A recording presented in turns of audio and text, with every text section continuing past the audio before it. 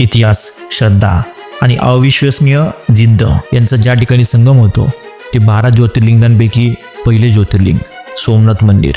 समोर जे भव्य कळस बघताय त्यावर फडफडणारा हा ध्वज सामान्य नाहीये. हा ध्वज आहे 17 वेळा पाडलेल्या मंदिराच्या विजयाचे प्रतीक. पण हा ध्वज दिवसातून 3 वेळा का बदलला जातो आणि तो 155 फूट उंचीवर कसा काय चढवला जातो, त्यासाठी हा व्हिडिओ बघत राहा. हा ध्वज, या ध्वजाचा इतिहास रक्तरंजित करणार आहे.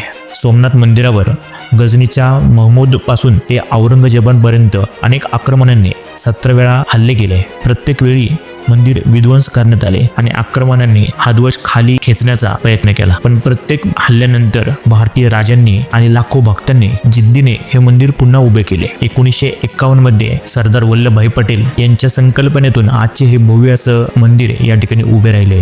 त्यामुळे हा ध्वज श्रद्धेचा आणि हिंदू धर्माच्या पुनरुत्थानाचा प्रतीक म्हणून या ठिकाणी मानलं जातं. आता पण या ध्वजाची काय खासियत आहे ते आपण या ठिकाणी बघू. हा भगवा ध्वज हा साधारण ध्वज नाही. त्याची लांबी जवळपास 27 फूट उंच आणि तो रेशमी कापडांपासून बनवलेला आहे, जेणेकरून तो समुद्राच्या खारट वाऱ्यात टिकून राहील. यावर त्रिशूळ, नंदीच्या चिन्हासोबतच चंद्राचे चिन्ह त्यावर आहे, कारण हे मंदिर सोम म्हणजे चंद्रदेवाचे आहे. हा ध्वज 37 फूट उंच स्टीलच्या खांबांवर बसवलेला असतो. आता तुम्ही विचार कराल, हा दिवसातून 3 वेळा का बदलला जातो? तर याचे कारण आहे भक्तांची श्रद्धा. या ठिकाणी ध्वज अर्पण करण्यासाठी भाविक महिनोन्महिने या ठिकाणी बुकिंग करतात. सकाळी, दुपारी, संध्याकाळी आरतीच्या वेळी ध्वज बदलला जातो.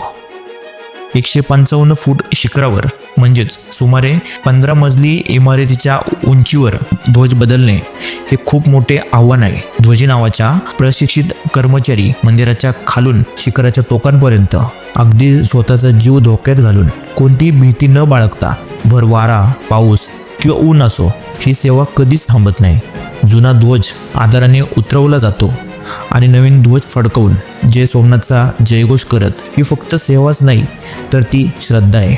हा आहे आपल्या सोमनाथचा ध्वज, जो जगाला सांगतो की भारतीय संस्कृती कधीच झुकली नाही आणि झुकणारी नाही. हा भगवा ध्वज 7 मे 1965 रोजी जामनगरचे महाराज जामसाहेब दिग्विजय सिंग यांनी आपल्या हाताने या ठिकाणी फडकवला होता.